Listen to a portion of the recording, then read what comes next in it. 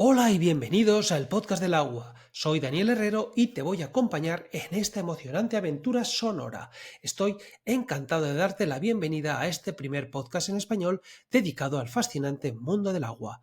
En el episodio de hoy entrevisto al gran Darío Salinas. Darío es licenciado en Geografía por la Universidad de Murcia y doctor en Geopolítica por la Universidad de París 8 y es el actual CEO de Cassini Group Spain y se ha consolidado como un consultor experto en geopolítica con una especialización en riesgos relacionados con el agua y el cambio climático.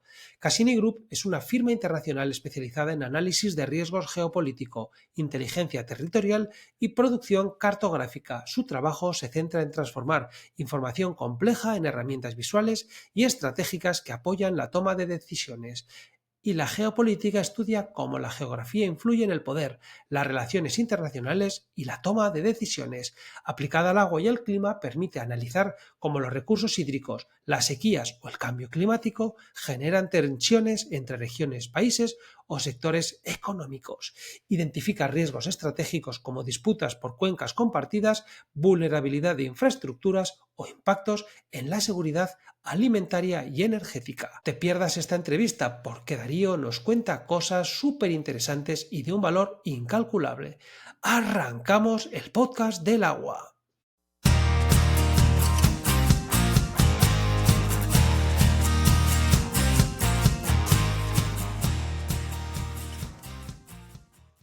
Buenas, Darío, ¿qué tal? Hola, buenas, ¿qué tal todo, Daniel? Bueno, bien, gracias. Lo primero de todo, muchas gracias por venir al podcast del agua.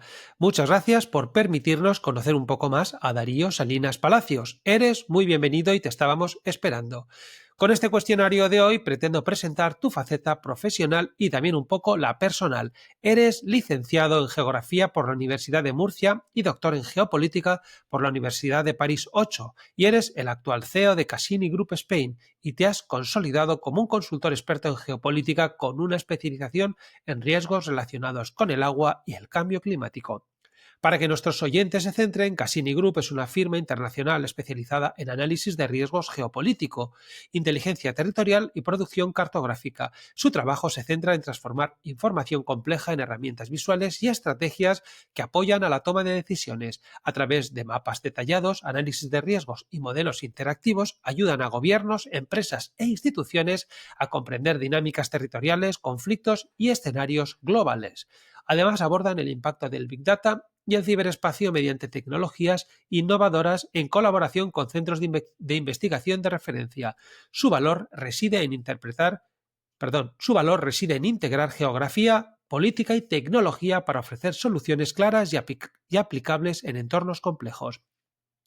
Y la geopolítica estudia cómo la geografía influye en el poder, las relaciones internacionales y la toma de decisiones. Aplicada al agua y al clima, permite analizar cómo los recursos hídricos, las sequías o el cambio climático generan tensiones entre regiones, países o sectores económicos. Identifica riesgos estratégicos como disputas por cuencas compartidas, vulnerabilidad de infraestructuras o impactos en la seguridad alimentaria y energética. También ayuda a anticipar escenarios de conflicto o cooperación y a diseñar políticas sostenibles. En este sentido, la geopolítica se convierte en una herramienta clave para gestionar riesgos ambientales y promover la seguridad hídrica y climática. Queremos que nos hables de esto, de cómo la geopolítica se conecta con la gestión del agua, de qué manera influyen los riesgos hídricos y climáticos y cómo este enfoque puede ayudarnos a comprender mejor los desafíos y las soluciones en torno a la seguridad del agua en el mundo actual. Pero primero de todo, bienvenido a tu podcast y centrarnos un poco. ¿Quién es Darío Salinas Palacios? Muchas gracias, Daniel, por darme la oportunidad de participar en este podcast.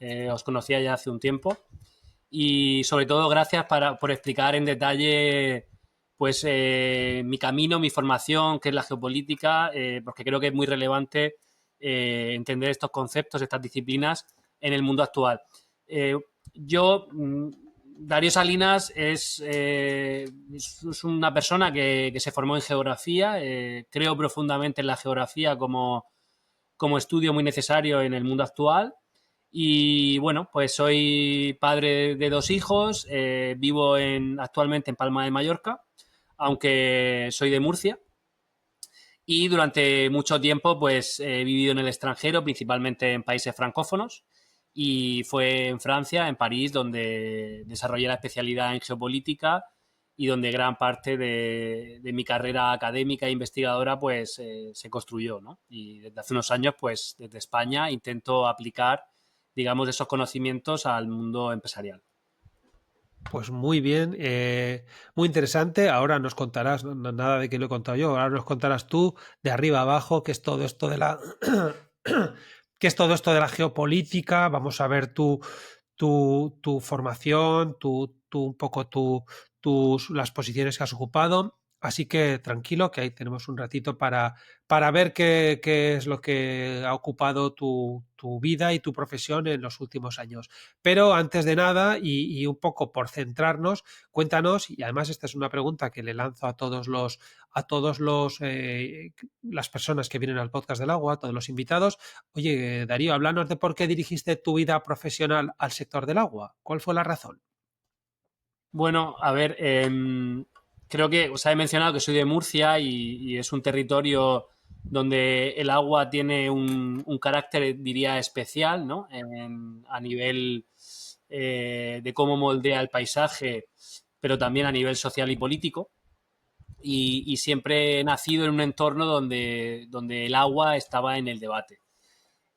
Mi primer paso realmente con el agua fue cuando hice un máster en geopolítica en la Universidad de París 8. Estuve becado por la beca de la Caixa y tenía que elegir un ámbito de trabajo, una especialidad sobre la tesis de máster y quería trabajar inicialmente sobre la energía en Argelia, pero el trabajo de campo era muy complejo y finalmente por ser español pues optamos por trabajar en América Latina. Y fui allí donde tuve mi primer contacto de investigación con el agua, en el norte de México, donde empecé a trabajar sobre los conflictos por el agua en el noreste mexicano y en el contexto internacional del río Bravo en las relaciones Estados Unidos-México. Ah, Y de ahí ya pues di el salto a hacer un doctorado y a aplicarlo a la geopolítica del agua en España, por esa vinculación que tenía históricamente en Murcia. qué bueno, qué bueno. Sí, la verdad es que por aquí ha pasado mucha gente de Murcia y gente que tienen una especial dedicación al tema del agua y ahí en Murcia es que apuráis hasta la última gota y 3 o 4 veces o más. Vamos, si estás metido en el sector del agua y eres murciano o vives en Murcia o has nacido en Murcia, tienes como una especie ahí de máster a mayores. Así que, pues muy bien, muy bien, muy bien. Muy interesante, pero como también digamos, tu formación está mezclada con el tema de la geopolítica, cuéntanos un poco por qué dirigiste tus pasos a la geopolítica, aunque luego veremos un poco más adelante qué es la geopolítica, pero si ya nos quieres introducir, aunque sea a grandes rasgos, qué es esto de la geopolítica, pues perfecto, sin que luego te pises las respuestas, pero de entrada, ¿por qué dirigiste tus pasos a la geopolítica? Claro, por supuesto. Bueno, creo que inicialmente, desde que tengo uso de razón, me gustaban mucho los atlas. Tenía mucha tendencia cuando tenía 8 o 9 años de coger los atlas y devorarlos. Y siempre tuve pues mucho interés por entender el mundo, ¿no? ¿Qué pasaba en el mundo? Porque al final la geografía pues es la disciplina que explica el territorio. Y diría que cuando estaba en el instituto cayó en mis manos un atlas de Le Monde Diplomatique en su edición en español que no solamente hablaba de geografía, sino cómo se configuran los territorios a nivel mundial, ya sea a nivel socioeconómico, humano o físico, sino que también hablaba de las relaciones de poder entre los actores, ¿no? Entre los países, las regiones, los grupos políticos. Y eso me pareció fascinante porque ayudaba a entender la complejidad de los territorios, ¿no? Cómo se organizan, cómo evolucionan y cómo en determinados momentos entran en conflicto diferentes actores. Esa fue mi primera aproximación y muy rápidamente decidí estudiar, bueno, hice una pequeña pausa, me metí en la carrera de Derecho y ADE en primer año de carrera. También estaba muy condicionado por aquella época de las salidas profesionales, pero Claro. en ese primer año me di cuenta que a mí me gustaba la geografía y tenía que apostar por la geografía. Así que al año abandoné la carrera y me metí en geografía. Y enseguida también tenía mucho la curiosidad por hacer un Erasmus, viajar al extranjero. Ya de pequeño había hecho algunos viajes de intercambios. Y fue en la Universidad de Lieja durante el Erasmus, donde geografía es una carrera que entonces tenía mucha libre configuración, pues pude meterme en cursos de un máster de Relaciones Internacionales, cursos, digamos, más multidisciplinares donde había mucha geopolítica. Y fue allí donde me di cuenta que yo realmente quería estudiar dentro de la geografía la especialidad de geopolítica que en España en la época no existía. Y bueno, una cosa llevó a la otra y finalmente pues hice un máster de Relaciones Internacionales, que es lo más parecido a geopolítica que había en España entonces. Y me supo a poco porque es un enfoque desde las ciencias políticas, no tanto desde la geografía. Así que pedí una beca para ir a estudiar al extranjero y la obtuve y acabé haciendo el máster de geopolítica del Instituto Francés de Geopolítica de la Universidad de París 8, que es una de las escuelas más prestigiosas a nivel de geopolítica y muy centrada en el razonamiento geográfico. Muy bien, muy bien, muy bien. Pero actualmente ya sí que existe Sí, algo de alguna desde máster hace o unos alguna. años Sí, ha habido un boom, hay un máster oficial en la Carlos III a nivel público, donde tenemos una vinculación muy fuerte con Cassini España y de hecho ahí hemos vale. hecho algún taller. Y luego pues hay algunos másters a nivel privado y algunos cursos, ya que desde hace unos años, como todo el mundo sabe, pues la geopolítica se ha puesto de moda a nivel mundial y en Claro. España en concreto. Imagínate que algún oyente, después de escuchar a Darío Salinas, le parece que la geopolítica es algo muy interesante, puede de alguna manera encontrar una forma o sea, una posibilidad de formarse. Muy bien. ¿Nos cuentas así un poquito qué es la geopolítica, Darío? Así muy superficial. Bueno, a ver, para ser justos, hablar de geopolítica podría llevarnos 2 o 3 horas. Y claro, y vamos, tenemos más adelante Eh, preguntas, ¿eh? Esto claro, es ahí la entramos punta. en qué entendemos por geopolítica. Hay diferentes escuelas de geopolítica. Como he comentado, la geopolítica muchas veces se encuadra como una subdisciplina de las relaciones internacionales. Básicamente, ese enfoque lo que plantea es que los estados a nivel internacional tienen una serie de relaciones de fuerza, de poder, y es ahí donde la geopolítica entra a analizar cómo las características de cada estado proyectan ese poder en relación a un conflicto con otro estado, ¿no? Para nosotros, de la escuela donde yo he estudiado, la geopolítica parte del razonamiento geográfico, es decir, de los procesos y las dinámicas de poder que se dan en el territorio, independientemente de que sean estados o que sean conflictos, digamos, bélicos. ¿Qué quiero decir con esto? Que para nosotros la geopolítica parte desde lo más básico, de lo más local. Puede ser por implantar un plan de movilidad en un barrio. Puede generar un conflicto entre las asociaciones de vecinos, comerciantes, porque estamos hablando del territorio y hay que entender un territorio. La geopolítica para nosotros es eso, es entender los actores que hay en un territorio, pueden ser actores políticos, gubernamentales, ONGs, empresas, lobbies, fundaciones, asociaciones, grupos terroristas, y entender cómo los fenómenos que se producen en un territorio determinado están conectados también a nivel internacional. Por ejemplo, el caso del conflicto del agua en España, Ajá. entre Aragón o el Levante, o entre Castilla-La Mancha y el Levante, Trasvase estás hablando. los trasvases, por ejemplo, pues están condicionados por las realidades regionales de cada comunidad autónoma, por discursos políticos que pueda haber en una comunidad o en la otra, pero también están condicionando la política nacional. Habría que cambiar de escala, ¿no? Igual que habría que bajar a fondo a entender por qué la gente en el delta del Ebro o en el campo de Cartagena en Murcia tiene una visión diferente a la que puede haber en Zaragoza o la que puede haber en Madrid. Y a su vez también habría que entender cómo las relaciones de poder en torno al agua también se construyen a nivel jurídico. Por ejemplo, en Bruselas, la Directiva Marco del Agua al final es el producto de una negociación entre los estados para poner una serie de leyes y de condiciones que los estados tienen que cumplir y que van a tener un impacto a nivel local, que es, por ejemplo, poner los caudales ecológicos que se negociaron en Bruselas y que los estados tienen que transponer en la directiva, va a tener un impacto en el futuro del trasvase Tajo Segura. Es intentar interconectar esas diferentes escalas de poder. Sería, equiparándolo con otro caso de geopolítica clásico, no se puede entender el conflicto israelo-palestino sin entender la relación entre Israel y Estados Unidos. Habría que cambiar de escala, ¿no? Para poder entender por qué Israel tiene tanto poder en Oriente Medio por su apoyo de fuerzas o actores que se encuentran en un nivel de escala, digamos, superior. Vale, vale. Perfecto, aclarado, centrado. Ahora nos contarás un poco más, pero antes queremos conocer también un poco más a Darío Salinas. Para eso vamos a coger un poco, por un lado, lo que es tu formación y luego vamos a ver también las posiciones que has ocupado, que también han sido bastantes. Oye, pues si te parece, empezamos con tu formación. Eres licenciado en Geografía por la Universidad de Murcia.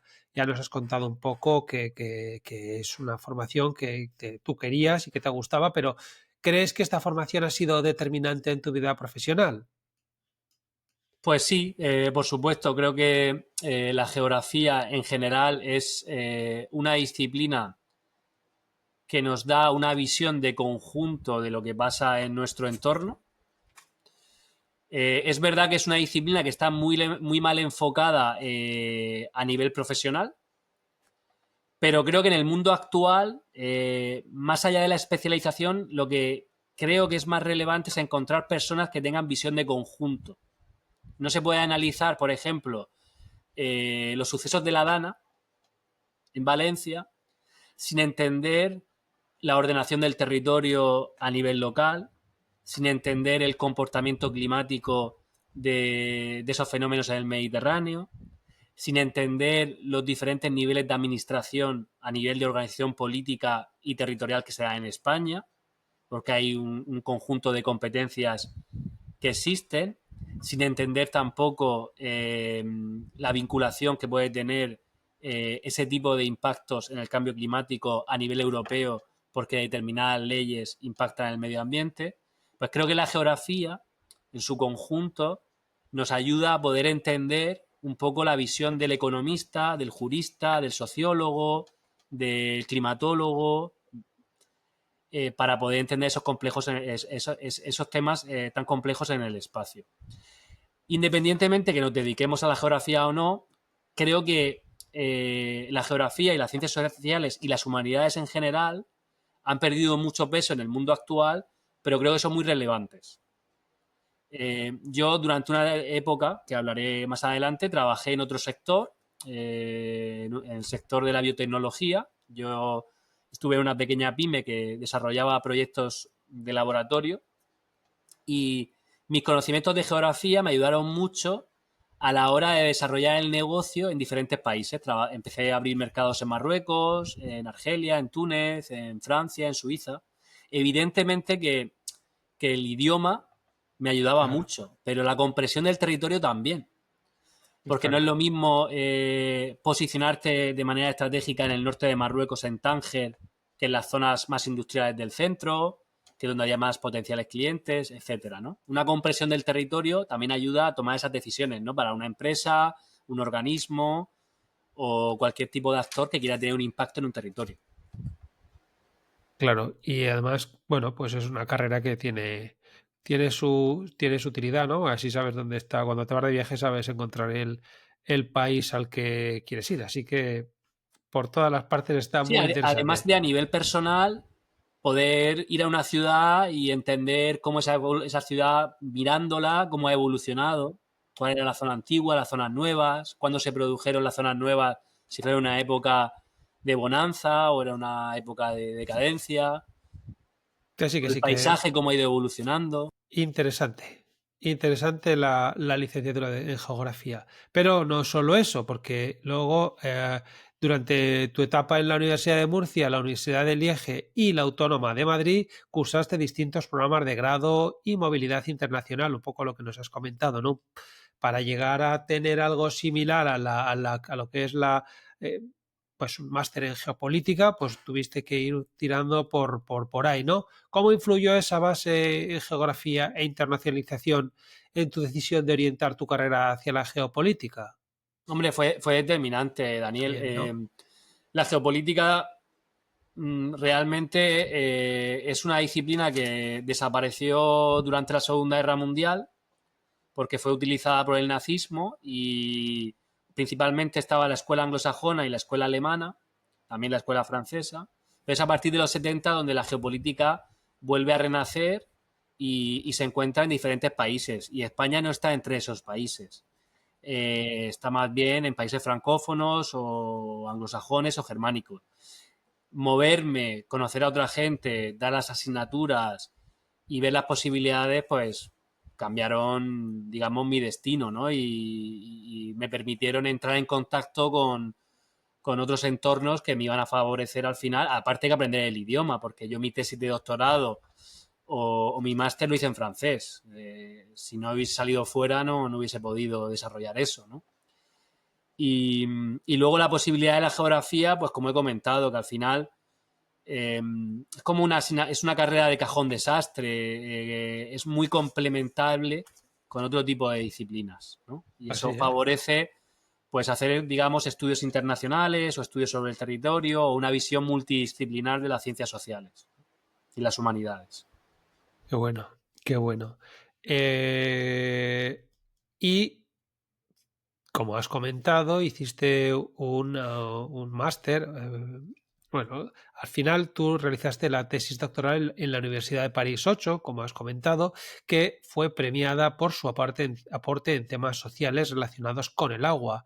Cuéntanos cuáles dirías, Darío, que fueron las principales conclusiones de esa investigación y cómo se aplican hoy en los análisis de los conflictos hídricos. Bueno, sí, recibí un premio de la Sociedad Toma, de Hidrotecnia Francesa muy bien. a la mejor tesis en ámbito francófono en ciencias sociales. Mi tesis era sobre la geopolítica del agua en España, con una visión a diferentes escalas, donde el ámbito local era Murcia, había un ámbito regional que eran los conflictos entre las comunidades autónomas que anteriormente he mencionado, estaba el contexto nacional, estaba el contexto ibérico por las cuencas compartidas entre España y Portugal, y luego estaba la dimensión europea e internacional, cómo se negociaba la Directiva Marco del Agua y también cómo la convención, las diferentes convenciones donde España ha sido partícipe y su relación indirecta con Portugal, cómo a nivel jurídico el derecho también evoluciona en función de la posición geopolítica de cada Estado. ¿Qué quiero decir con esto? Pues que por un lado el aporte de mi tesis al caso español es entender que los conflictos por el agua en España no solamente son debido a una cuestión, por ejemplo, climática, como se presenta muchas veces, es un problema de que hay una parte que llueve mucho y una parte que no llueve, que llueve poco, la España húmeda versus la España seca, o sea, muchas Vale. veces es una manera de simplificar una situación, es también la consecuencia de un modelo de consumo. España es el país que más agua consume en Europa junto con Italia, consumimos más Uy, agua que Alemania, vaya. pero al mismo tiempo tenemos una ratio de disponibilidad de agua similar a la media europea. Es verdad que eso influye en las condiciones en las que se reparte el agua, pero centrarlo exclusivamente que es un problema climático, pues es limitar la complejidad del asunto. De igual Simplificarlo. manera, tampoco es un problema económico ni social solo. Es un problema geopolítico. ¿Por qué digo que es un problema geopolítico? Porque el agua cada vez tiene un impacto muy relevante en las estrategias de los partidos políticos y en el impacto que tienen los territorios. Es decir, el agua se utiliza como elemento de poder para negociar o para movilizar a los actores en el territorio. Y esa es la parte en la que hasta la fecha en España no se había trabajado. En España hay mucha cultura por trabajar temas de agua, es un espacio académico y divulgativo y profesional de muy alto nivel a nivel internacional, pero centrado en cuestiones jurídicas, tecnológicas, sociales, económicas, ecológicas, jurídicas, etc., pero no en el ámbito de la geopolítica. De hecho, aún cuesta explicar a la gente que el agua es una cuestión geopolítica en España, porque genera conflictos, moviliza a la gente, se usa la carga emocional del agua, ¿no? El agua para todos, la insolaridad y la poca solidaridad de los castellanos manchegos. A la hora de negociar un pacto nacional del agua no nos ponemos de acuerdo, eso es geopolítica. A más democracia, a más conflicto, más geopolítica, ¿no? Pues esa es la parte donde mi tesis aportaba esa visión geopolítica del agua en España. Y por otro lado, a nivel internacional, que se ha tocado mucho el tema, pero más en la parte teórica, pues entender que a la hora de gestionar las cuencas, el enfoque geopolítico de entender una visión multidisciplinar de los factores que pueden afectar al agua y entender la dinámica de los actores, esa forma de comprender el territorio puede facilitar la elaboración de escenarios que faciliten la toma de decisiones para los determinados actores que participen en la cuenca, sea para negociar un acuerdo de cooperación entre los mismos, sea para proyectar el desarrollo de determinados tipos de modelos de desarrollo económico, etc. Bueno, bueno, pues es que un trabajo bien hecho pues tiene estas cosas. Oye, si ya pasamos a un poco a tus posiciones, las posiciones que has desarrollado, en esta además de tu rol de investigador en el Instituto Francés bueno, francés de Geopolítica, has trabajado como profesor en varias universidades de España y Francia como profesor, ¿vale? Murcia, París 8, Troyes, etcétera, ¿no? Háblanos de esta etapa como docente y qué te ha aportado esta faceta en tu manera de analizar y comunicar la geopolítica del agua. Y un poco cuéntanos cómo sería el perfil de un estudiante que hace geopolítica, cuáles son sus ganas y sus intenciones haciendo esta formación. Bueno, es un poco difícil responder a esa última pregunta Vale. por varias razones. Lo primero, yo he ido dando docencia en diferentes universidades y claro, he dado principalmente la asignatura de geopolítica, de metodología de la geopolítica, no tanto asignaturas específicas como podría ser geopolítica del agua, que he hecho varios cursos, pero lo que son asignaturas normalmente ha sido geopolítica o ya grandes espacios conjuntos geopolíticos, Asia-Pacífico, África. Pero, claro, no es lo mismo dar esa asignatura en el grado de geografía de la Universidad de Murcia que darlo en un máster de tecnología para ingenieros en la Universidad de Troyes o como estoy dando ahora en la Universidad Oberta de Cataluña en un grado de relaciones internacionales. El alumnado cambia mucho en función de dónde se enmarca esa asignatura de geopolítica.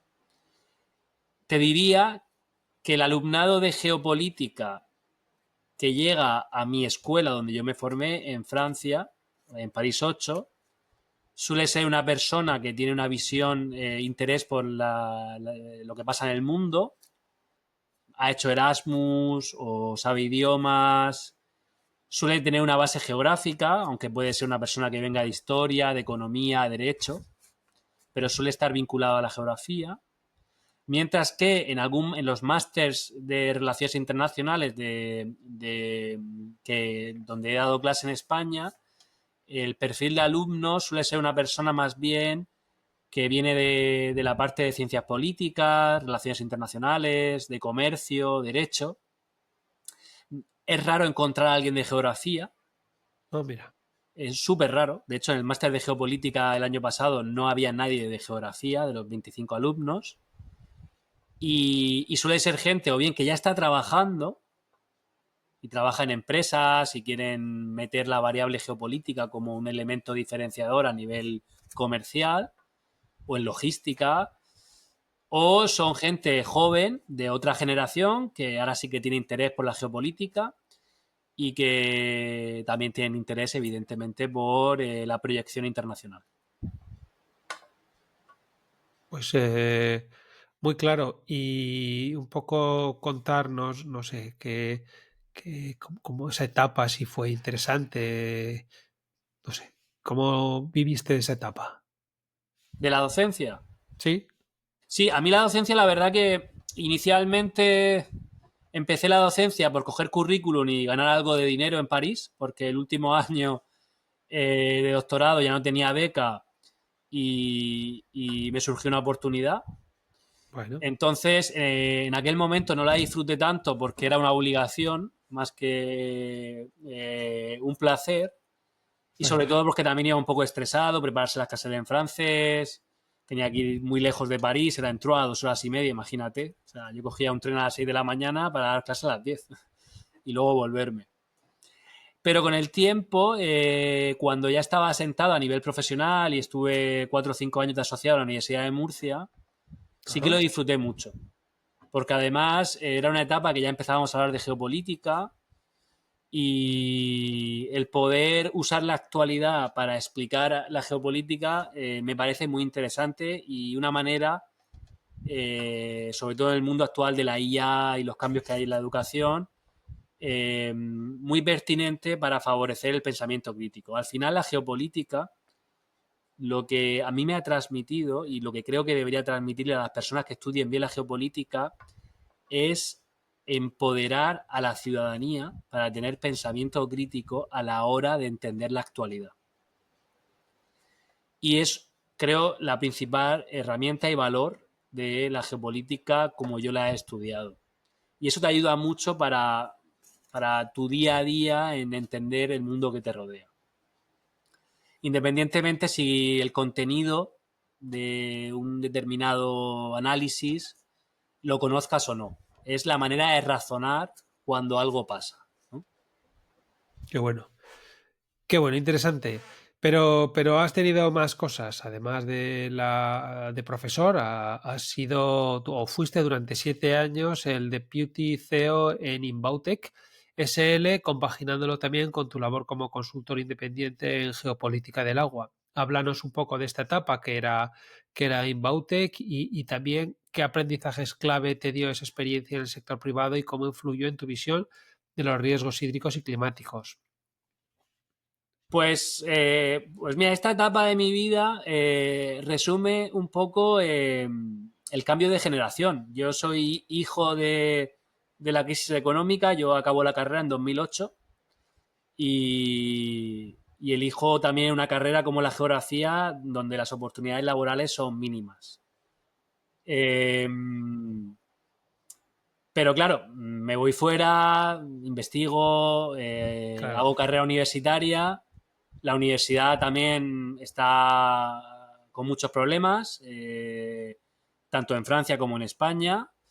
Y cuando acabo el doctorado, pues condicionado por ese contexto en el 2015, pues me surge la oportunidad de montar un proyecto empresarial con un empresario murciano Ah, que trabaja en el sector del laboratorio y que buscaba una persona que conociese Marruecos. Yo he ido mucho a Marruecos por ocio, pero durante mi tesis también hice trabajo de campo para entender el acuerdo comercial Unión Europea-Marruecos y cómo afectaba a la exportación de fruta y verdura de las zonas de agricultura intensiva en España ajá. y cómo condicionaba eso también el tema del agua en un escenario futuro. Y bueno, me surgió esa oportunidad y entré de cero en un proyecto de 2 personas para desarrollar una empresa. En mi cabeza, pues tenía, digamos, la frustración por no seguir desarrollando mis conocimientos directamente de geopolítica en cualquier tipo de actividad profesional, así que era autónomo y me promocionaba o buscaba consultorías y de hecho seguí trabajando de docente y también haciendo trabajos sobre agua y ahí fue donde conecté con mis compañeros de Cassini en Francia. Pero en paralelo también me sedujo un proyecto que nunca me imaginé que haría, que sería empezar de cero en una empresa y aprender todo desde lo más bajo, desde emitir una factura, a hacer una exportación, hacer prospectiva en un mercado, construir un Qué equipo bueno. de trabajo, desarrollar un marketing y, bueno, en perspectiva, te diría que me ha cambiado mi forma de entender el mundo. Yo ahora mismo pues me siento empoderado, como ha pasado hace unos años, de montar una empresa, de entender que el conocimiento también se puede vender, porque yo antes vendía productos tangibles, pero Ya. el conocimiento también se puede vender. Y es una etapa para mí de aprendizaje. Es una etapa fundamental para entender lo que yo soy ahora mismo, la verdad. Qué bueno, qué bueno, no, no, y tienes toda la razón del mundo, ¿eh? No es nada sencillo montar tu propia empresa. De hecho, casi todas se van a pique en los primeros años, por eso mismo, porque no es nada sencillo y la gente se mete y se tira a la piscina sin conocimiento. Bueno, pues oye, muy bien, me alegro de que haya sido la oportunidad. Y oye, ahora vamos a hablar de tu posición actual en Cassini.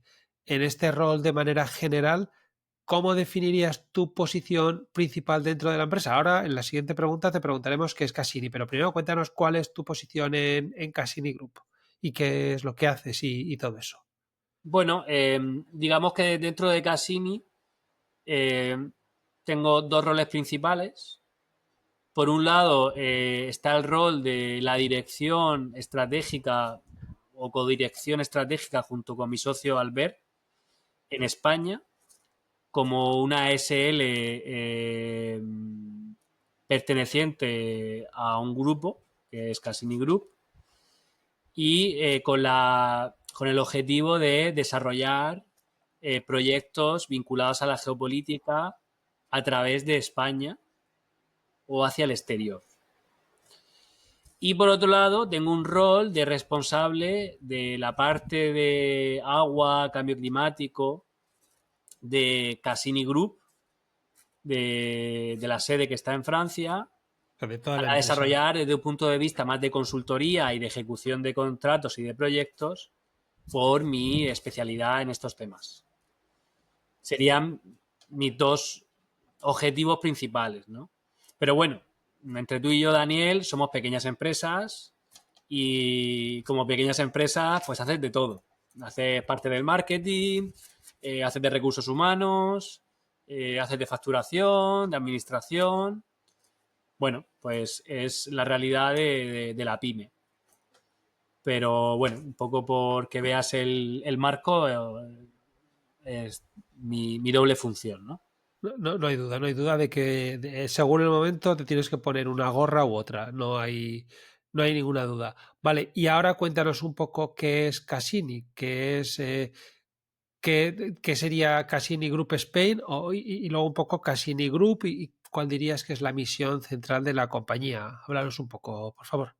Pues Cassini es una spin-off del Instituto Francés de Geopolítica, cuya idea surge durante mi etapa del doctorado. Dos compañeros míos, Kevin Limonier y David Anselm, eh, se les ocurre la idea de cómo poder transferir el conocimiento que estamos desarrollando o aprendiendo en la universidad, en la escuela doctoral, al mundo profesional.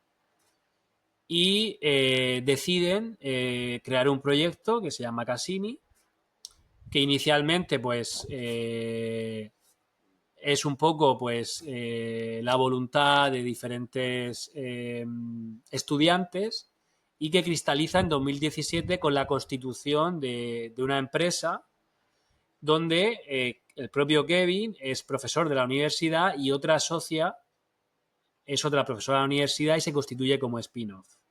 Ajá. En mi relación como investigador asociado del Instituto Francés de Geopolítica y en mi relación contractual para determinados proyectos relacionados con cuestiones de agua y cambio climático, pues y con mis conocimientos que estaba adquiriendo en Inbaute como empresario, o a nivel empresarial más bien, pues de repente vemos el contexto idóneo, ¿por qué no?, para montar una especie de filial en España y que sea yo, junto con mi socio Albert, que también es español, que se formó en Francia, Ajá. pues las personas que lideren ese proyecto, ¿no? Con una vocación, digamos, iberoamericana y que complemente determinadas especialidades que no se están ejecutando en Francia. En Francia, por cultura estratégica, pues se trabajan más temas de seguridad y defensa, y probablemente en el caso español pues haya más interés en temas relacionados con medio ambiente o cambio climático, ¿no? Pero bueno, independientemente de eso, hay una vocación, digamos, lingüística y territorial, ¿no? Bueno, bueno, pues muy bien, claro, Y tiene un poco sentido. por concluirte que no, Cassini no deja de ser pues el brazo operativo, profesional y comercial de la escuela doctoral del Instituto Francés de Geopolítica, que es de donde se nutre, digamos, de ese conocimiento, de ese personal cualificado, no exclusivamente, pero sí mayoritariamente, para poder operar a nivel profesional y poder pues desbloquear contratos con pues ONGs, gobiernos, partidos políticos, empresas, que son los principales actores, ¿no? O clientes que maneja las empresas de Cassini. Perfecto. Bueno, pues tiene mucho sentido, ¿no? Que al final sea una, que hayáis salido de la escuela francesa. Bueno, pues muy bien, ya lo tenemos un poco más centrado cuál es tu rol, cuál es, digamos, un poco el origen y la forma de funcionar de Cassini. Y ahora cuéntanos, Cassini se especializa en análisis de riesgos geopolíticos, inteligencia territorial y cartografía. ¿Podrías explicarnos con un ejemplo, que yo creo que con eso lo veremos más claramente, qué tipo de proyectos desarrolláis y qué valor aportan a vuestros clientes, Darío? Claro, pues te voy a poner un par de ejemplos recientes que se han realizado. Pues hace poco yo personalmente trabajé en un proyecto de consultoría para analizar los retos geopolíticos vinculados al cambio climático y el agua en la cuenca del Tigris y el Éufrates, Ajá. con un enfoque nacional muy centrado en Siria y en Irak. ¿El objetivo cuál era? Hacer un diagnóstico territorial de la situación del agua, cómo el agua y el cambio climático podía afectar a la seguridad de estos países y establecer escenarios de riesgo o de contexto geopolítico que se puedan producir en los años venideros. ¿Por qué hacemos este estudio? Este estudio era para una ONG internacional francesa en colaboración con Blue Peace Middle East, que es una fundación jordana de cooperación y desarrollo de diplomacia en Oriente Medio, con los que hemos realizado este proyecto. Y la idea de la ONG, que sería en este caso el cliente final, pues es que le produzcamos un documento que sirva de base para postularse a donantes internacionales, pues por ejemplo como la FAO, los diferentes organismos de la ONU, para que financien proyectos para mitigar, digamos, esos posibles riesgos que existen y que este análisis sirva de base científica o de evidencia, ¿no? Para poder justificar una intervención en el territorio, ¿no? O otro ejemplo, digamos, más de inteligencia podría ser, pues por ejemplo, estamos monitoreando, tenemos diferentes observatorios donde monitoreamos discursos, narrativas que construyen diferentes actores, en este caso en relación al conflicto en Gaza, pues estamos Ajá. analizando cómo Israel, el gobierno de Israel, a través de sus medios de comunicación, de sus redes sociales, pues comunica en árabe. Queremos entender cómo está comunicando los eventos que están sucediendo no solamente en Gaza, pero en todo Oriente Próximo, cómo La está franja. comunicando al mundo árabe. Queremos entender cuál es su estrategia de comunicación, por ejemplo. El cliente en este caso sería confidencial, pero sería un ejemplo de entender cómo comunica un actor, ¿no? Más ejemplos, pues podría ser, pues, una empresa francesa hace unos años, por poner un ejemplo más local, Ajá.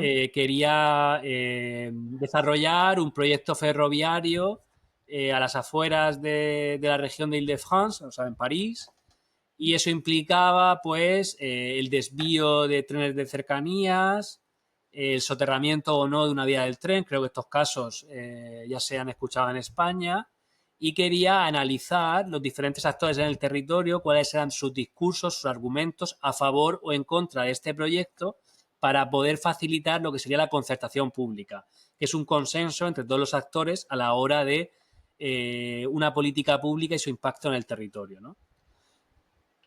Trasladándolo al caso español, pues no sé si recordamos los incidentes del Gamonal en Burgos, cuando se quiso eh, eliminar los aparcamientos de todo el barrio para hacer un parking, o en el caso de Murcia con el soterramiento de las vías del tren, que no había un Ajá. acuerdo entre las asociaciones del barrio y el gobierno regional y central, o cualquier ejemplo de política de ordenación del territorio y su impacto en el mismo, ¿no?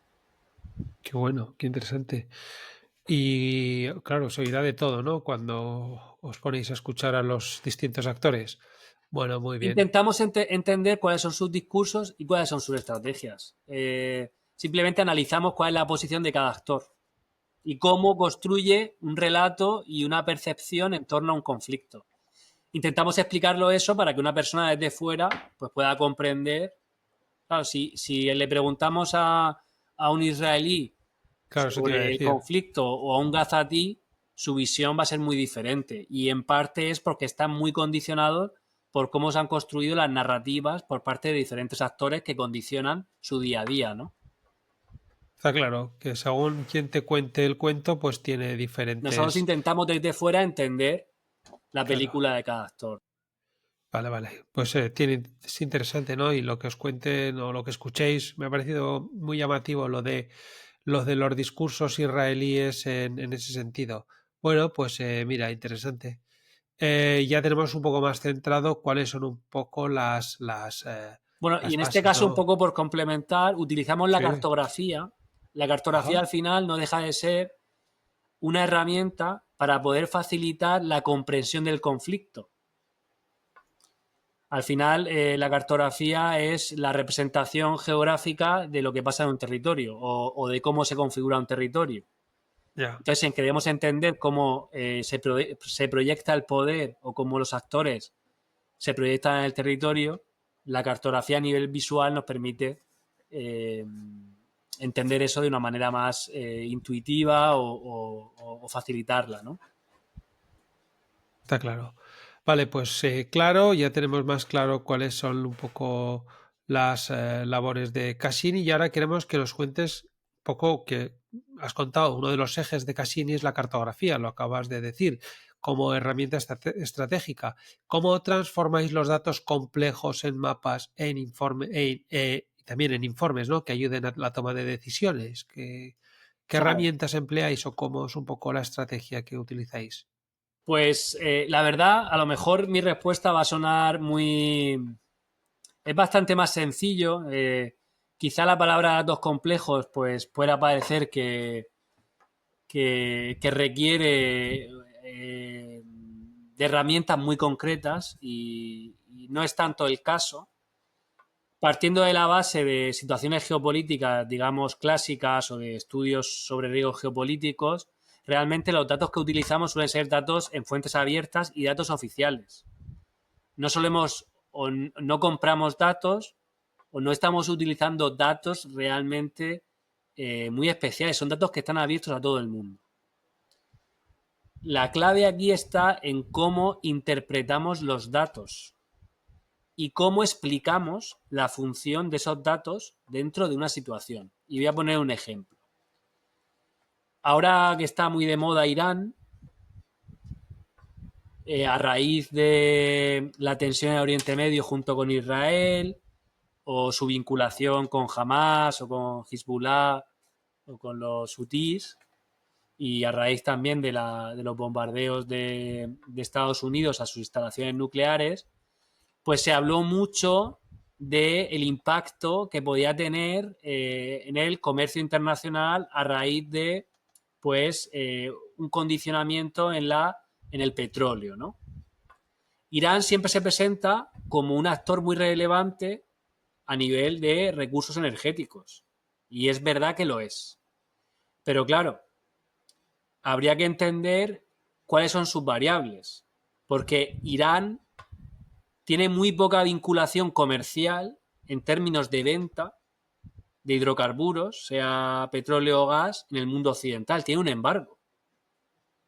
Realmente Irán es insignificante para nuestra economía en términos de proveedor. La economía europea o la economía americana.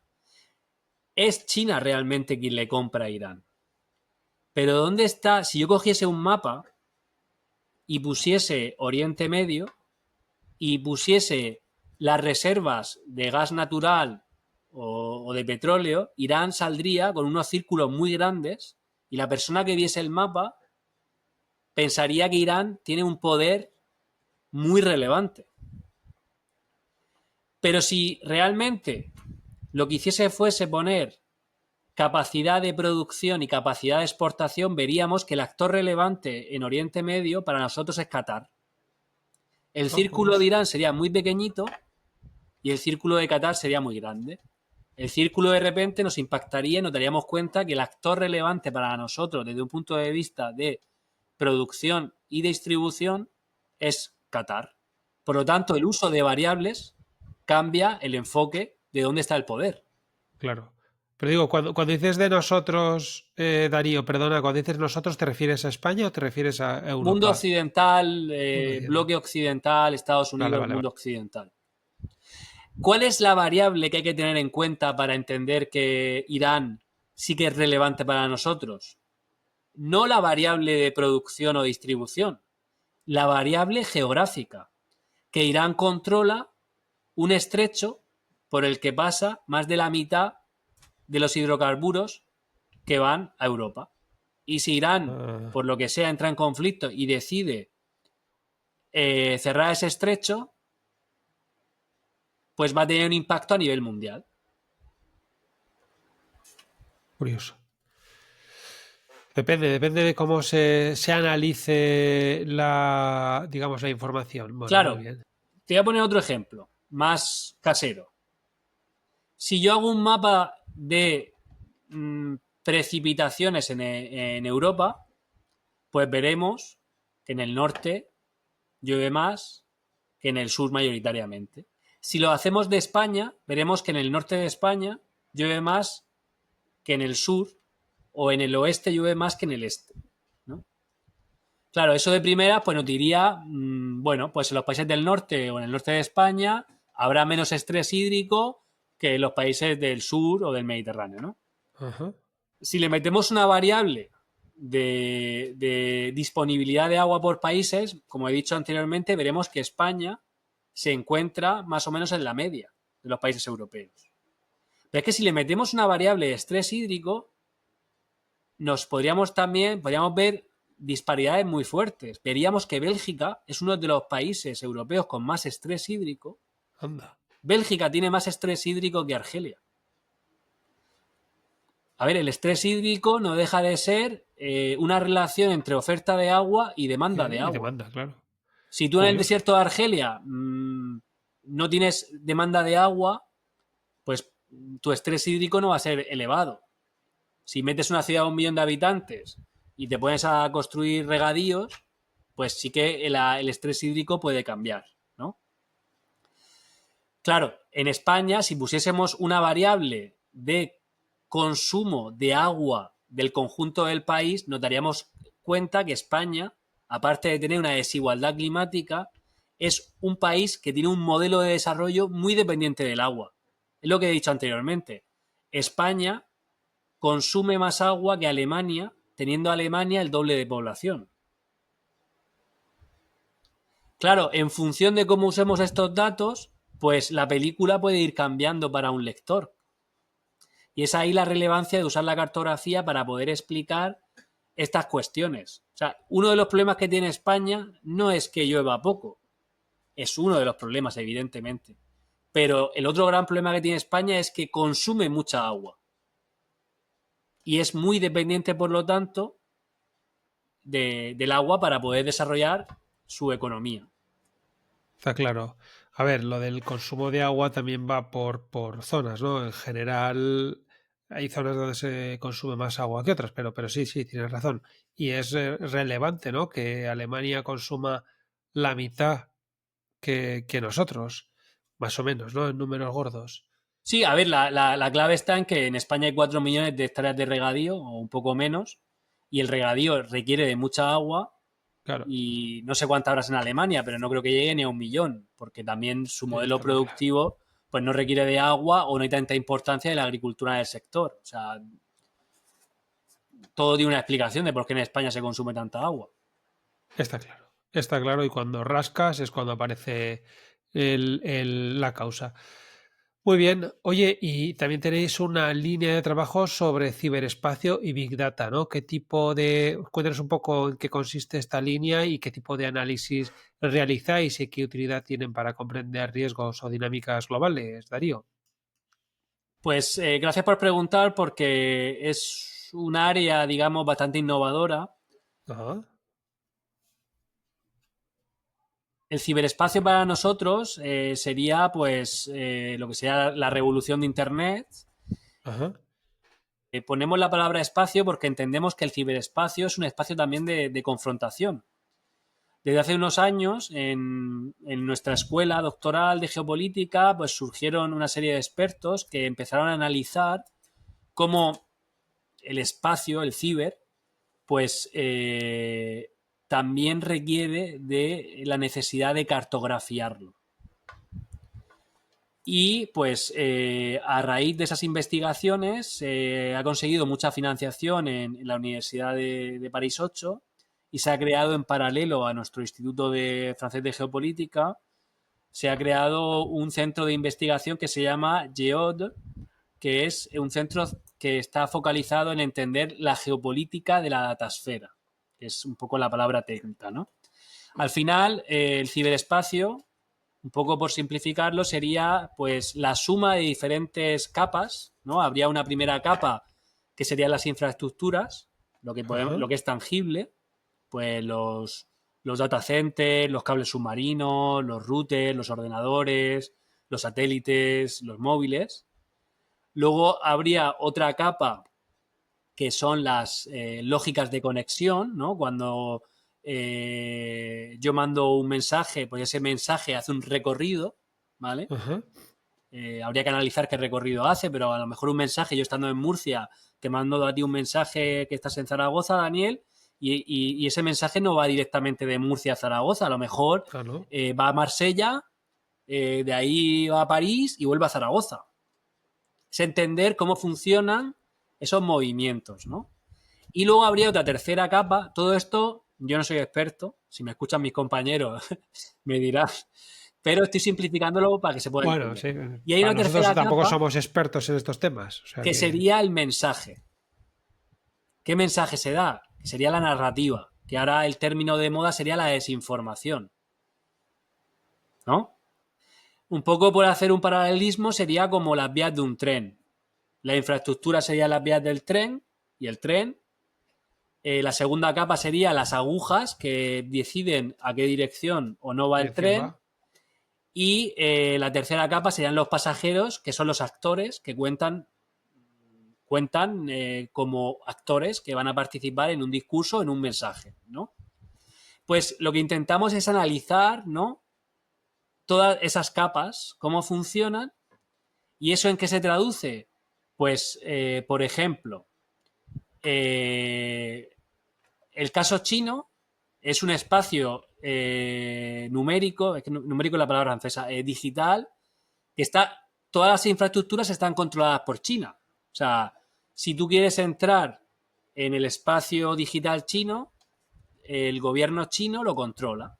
Nada puede entrar en el espacio digital chino sin que China lo controle. En cambio, Europa o Rusia, que lo está modificando, o Estados Unidos, han construido conexiones sin tener criterios, digamos, nacionales. Simplemente las conexiones se han hecho desde un punto de vista de eficiencia o de capitalismo, de negocio, ¿Qué pasa? Que en la era de los conflictos, cuando se generan injerencias entre estados, si se quiere hacer una interferencia en un determinado espacio geográfico, pues las lógicas de Internet son diferentes, que es un poco lo que está intentando revertir Rusia. Rusia, cuando crea su espacio de Internet, es en los años 90 y lo crea de una manera anárquica, porque ha caído la Unión Soviética, porque también hay una cultura de hackers que lo que hacen es ir construyendo pequeñas redes de Internet que son independientes al control estatal. Entonces, Rusia históricamente tiene una anarquía a la hora de controlar las redes de Internet. Pero desde unos años para acá, sobre todo progresivamente, Putin ha ido reconfigurando eso. Y esto es muy importante porque influye en la capacidad de transmitir determinadas ideas en determinadas sociedades. Y pongo un ejemplo claro. En la parte que tiene controlada Rusia de Ucrania, del Donbass, parte de las acciones que ha ejecutado ahí no solamente poner control militar, es desconectar las redes de Internet del mundo occidental y conectarlas con el mundo ruso. ¿Qué quiere decir esto? Que cualquier mensaje que entre por Telegram, Instagram, por la prensa, puede pasar un filtro de las autoridades rusas y por lo tanto ellos van a fomentar un discurso, digamos, prorruso respecto al conflicto. Nosotros, en el caso de Cassini España, un poco por avanzar en lo que hacemos, hemos recibido recientemente un proyecto de investigación muy relevante, estratégico de INCIBE, que es el Instituto de Ciberseguridad Español, en colaboración con la Carlos III, que se me ha olvidado mencionar que estamos ahí incubados como startup, Muy bien.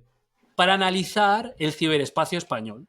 Es el primer estudio que se va a hacer en nuestro país de entender el ciberespacio de la lengua española desde una visión geopolítica. Y lo que queremos es entender cuáles son las potenciales amenazas que pueden afectar pues, la seguridad pública o nuestra democracia. Hilando un poco los temas que estamos tocando y vinculándolo con el agua, estamos trabajando el tema de la DANA, como se ha trabajado, como durante la DANA se crea una serie de discursos de desinformación, qué actores lo producen, por qué lo producen, cómo se conectan entre ellos. Y vemos que en la DANA, pues, no solamente había desinformación contra las autoridades públicas para generar una situación, digamos, de abandono por parte del Estado o de la autonomía, el famoso el pueblo salva al pueblo, sino que también había muchas narrativas, muchos discursos que querían vincular la DANA al cambio climático o que querían desvincular la DANA del cambio climático o que querían poner en valor que habría que seguir invirtiendo más en infraestructuras o en su defecto habría que dar más soluciones basadas en la naturaleza para revertir este tipo de situaciones, ¿no? Al final se trata de entender cómo los actores emiten esos discursos que tienen un impacto luego en el territorio. Curioso, estáis en casi todos lados, ¿eh? Se puede emplear el discurso de la geopolítica para casi todo. Mira, tiene sentido, pero no se me había ocurrido el tema de la DANA. Podíamos haber comentado también un poquito más. Bueno, me parece bien la pincelada que has dado y me parece relevante también comentar, pues eso, que había diferentes versiones según quien las daba. Vale, pues Cassini, por mi parte ya lo hemos comentado, ahora te dejaré también un momento para que al finalizar ahora de la parte más de geopolítica que veas si ha quedado algo pendiente, pero ahora vamos a entrar un poco en conocer, ¿no? Sobre geopolítica. Queremos que nos pongas un poco en contexto, incluso si se te ocurren más anécdotas o algún tipo de ejemplo y para que nos lo expliques, ¿no? Y por qué el agua es un recurso geopolítico y qué la hace diferente de otros recursos estratégicos. Entonces, ahí te dejamos un poco para que nos cuentes, Darío. Vale, pues a ver, el tema del agua es un tema que, en mi opinión, lleva muchos años tratándose, hay mucho conocimiento que se ha producido, hay numerosos expertos, hay gente realmente muy buena en los diferentes niveles o disciplinas que tocan el agua, desde toda la parte de medio ambiente a la parte diplomática, económica, jurídica. Y a veces creo que por un lado se genera un discurso, en mi opinión a veces muy alarmista, sobre que la próxima guerra va a ser sobre el agua. Creo que son discursos un poco sensacionalistas, ¿vale? ¿Hay conflictos por el agua? Sí, pero realmente hay muy pocas guerras por el agua. Te diría que no hay guerras por el agua y hay un grupo de expertos muy famosos de la Universidad de Oregón, del Instituto Delft en Holanda y que han ido analizando todos los conflictos que ha habido en torno al agua desde antes de Cristo, desde los últimos 2500 años, Joder. y en muy pocas ocasiones ha habido un conflicto directo por el agua. El agua, dentro de un conflicto generado por otro tipo de cuestiones, se usa como parte de la guerra. Pero llegar a una guerra por un problema de gestión del agua ha sido hasta la fecha muy minoritario o casi inexistente. En cualquier caso, porque como he explicado anteriormente, la geopolítica no se encarga de analizar las guerras, se encarga de analizar los conflictos y los conflictos, pues ya lo vemos en España, hay un conflicto entre Murcia y Castilla-La Mancha por el trasvase de Tajo Segura. Eso es geopolítica pura y dura. Y no creo que haya un ejército murciano que vaya a invadir Castilla-La Mancha. Que no hay una guerra, efectivamente. Pues bueno, partiendo de esa base de que la geopolítica del agua no se centra en analizar las posibles o las guerras por el agua, te diría que el agua es muy relevante en los estudios de geopolítica, o debería ser muy relevante, porque el agua está conectada con muchos elementos. El agua está conectada con la energía. El agua está conectada con la agricultura o alimentación. El agua está relacionada con los ecosistemas, con el medio ambiente. El agua está relacionada con diferentes riesgos por cantidad, por calidad. La contaminación del agua tiene un impacto luego en la salud pública. O por cantidad, las inundaciones. Uno de los principales costes para las aseguradoras suelen ser las inundaciones. O la propia sequía, ¿no? Que tiene un impacto en la economía. Digamos que el agua, directa o indirectamente, no recuerdo los datos, pero hace unos años dando un curso del agua sí que saqué datos y tiene un porcentaje muy, muy, muy, muy, muy alto indirectamente en todas las actividades que se producen en un territorio. Y por lo tanto tiene que tener un valor especial y estratégico a la hora de analizarlo, que no suele ser el caso. Normalmente cuando hablamos de geopolítica del agua siempre nos centramos en el Nilo, el Valle del Jordán, el Tigris y el Éufrates, son los grandes clásicos, ¿no? Donde no hay un acuerdo de cooperación entre las partes y hay siempre una tensión diplomática. Pero hasta la fecha no ha habido un conflicto directo abierto por el uso del agua, ¿no? En ese aspecto sí que hago esa distinción, ¿no? de entender pues la geopolítica como una herramienta para poder favorecer la comprensión, ¿no? de cómo funciona una cuenca y cómo interactúan los diferentes actores en una cuenca, independientemente del valor exclusivo del agua, sino todo lo que va asociado al agua, ¿no? Y sus impactos asociados, ¿no? Está claro. A colación de lo que has comentado de la guerra del agua, aquí han salido varios invitados que aseguraban que la próxima guerra será por el agua. Sí, Hay a ver, hay que, una bueno, pues corriente y está una bien teoría en ese que haya aspecto de eso. y yo sinceramente no voy a decir que no, porque siempre que entre la variable humana, pues las predicciones pues son, diría, erróneas, ¿vale?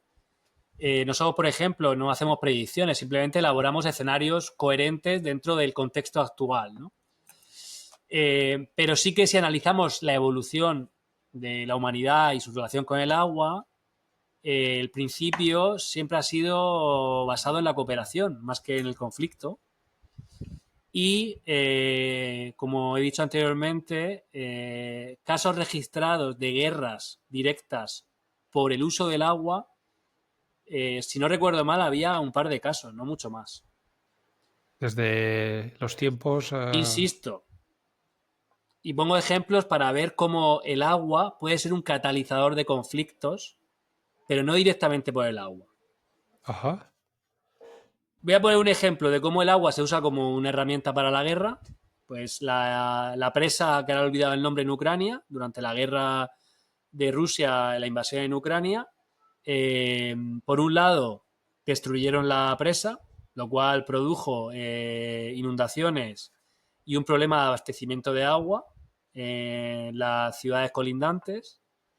Y por otro lado, lo que he comentado anteriormente de las narrativas y los discursos, parte de los discursos de Rusia o del gobierno ruso en relación a este evento propiciaron información donde decían que el agua estaba contaminada para generar caos y alarma en la población local, ¿no? Era una manera un poco de, pues, de utilizar, ¿no?, el agua como un elemento para la guerra, ¿no? Un ejemplo de cómo se genera un conflicto a raíz de temas que en cierta medida vinculan el agua. La guerra civil en Siria, que es un trabajo que hemos analizado en detalle, como he comentado anteriormente, y que muchos expertos ya lo han analizado en el pasado, pues viene motivada por una sequía muy fuerte a principios del año 2000. Siria es un país que se da la mitad de España y tiene como, es como si dijésemos una especie de rectángulo, ¿no?, que va de noreste a sureste, ¿no? Toda la parte centro y sureste, digamos que toca al Levante y tiene un clima más parecido al Mediterráneo, Ajá. con variabilidad climática, y la parte central es un desierto, y la parte noreste es, digamos, el granero de producción agrícola de Siria, principalmente de cereal, porque es una zona, digamos, son zonas más altas, más cercanas a la montaña y que reciben más precipitaciones. Y al mismo tiempo el Estado, desde los años 60, pues sí que ha desarrollado una política hidráulica similar a la española de expansión de regadíos en otras zonas de los valles colindantes, sobre todo en la parte más desértica y vinculada a los ríos. Pero el resto de esa región es una región, digamos, que hay una producción agrícola muy importante que abastece el resto del país. Pues desde los años 2000 la sequía fue increciendo, fue muy intensa el periodo de sequía, y eso provocó una reducción de la producción de cereal y el cierre de muchas granjas y la emigración de miles y miles de sirios que Sirios. vivían en el noreste, que tenían también otro tipo de religión o de etnia, muchos de ellos eran kurdos, y que fueron a las ciudades del centro y este del país en un contexto donde también había más escasez. Era el contexto de las primaveras árabes. Y eso desembocó en muchas movilizaciones y en mayor conflictividad social, y terminó en la guerra civil que empezó en 2011 contra el régimen de Bashar al-Assad y que ha asumido el país durante 15 años en una guerra muy cruenta. Pues sí hay una vinculación, evidentemente. Pero Egipto lleva años diciendo a Etiopía que está en desacuerdo con la construcción de la presa del Renacimiento porque condiciona los caudales del Nilo, y donde Egipto argumenta sus derechos históricos casi milenarios de uso de esas aguas, y Etiopía, como país aguas arriba, argumenta su derecho soberano a utilizar el agua conforme pase por su territorio. O sea, tienen dos principios jurídicos contradictorios, no se ponen de acuerdo. Etiopía, para proyectar su proyecto geopolítico de la región, necesita de energía y ha construido esta presa no solamente para controlar las crecidas del río y abastecimiento o desarrollo económico vinculado a la agricultura, sino también para producir energía.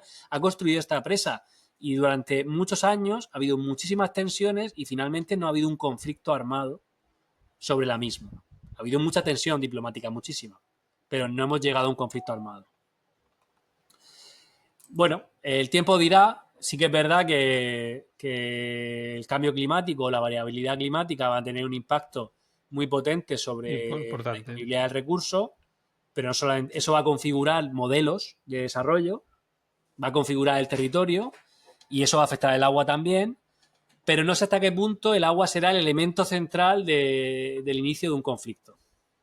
Tengo mis dudas. Bueno, vamos, lo iremos viendo. Lo iremos viendo, Darío. Oye, y en referencia al cambio climático, ¿no? Que está alterando la disponibilidad y la distribución del agua en muchas regiones, desde un punto de vista geopolítico, ¿qué nuevos escenarios de riesgo se están abriendo y qué regiones del mundo pues, van a ser más vulnerables? Bueno,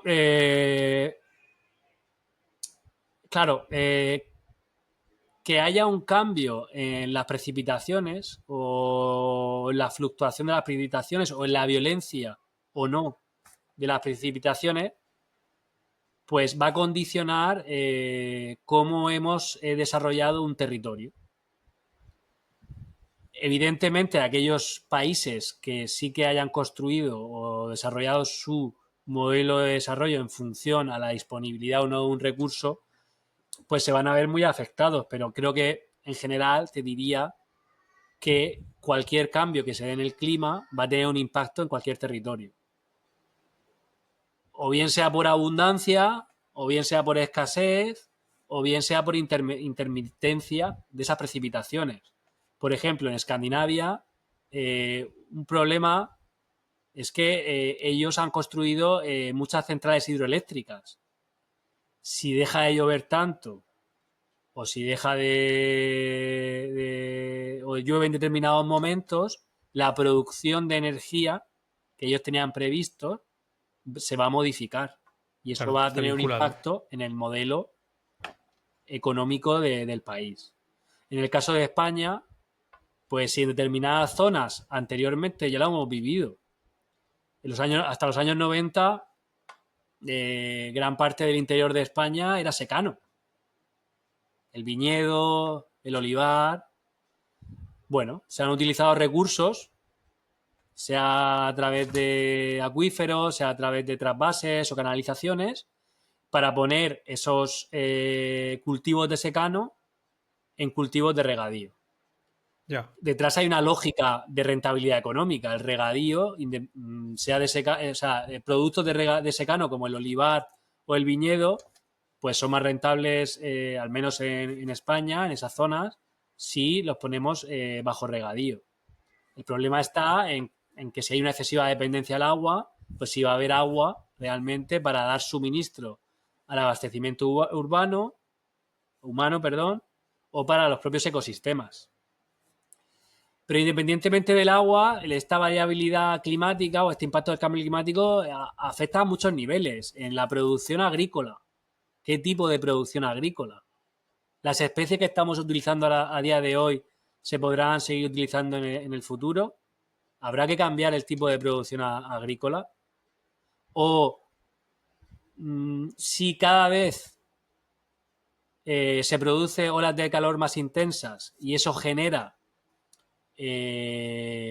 meses después inundaciones más violentas como la Dana de Valencia o la Dana del sudeste español de 2019 por acumulación de evaporación y cambios de temperatura tan elevados, pues eso luego va a tener un impacto brutal porque en el caso español nuestro modelo de desarrollo urbano turístico pues está muy condicionado también por esa variabilidad climática. Si esas danas van a inundar zonas o van a destruir paseos marítimos o simplemente la subida del mar va a eliminar determinadas playas, pues se va a perder una atractividad al turismo o en su defecto vamos a tener que invertir tanto dinero para revertir esos gastos que se generan que no sé hasta qué punto el modelo va a ser rentable.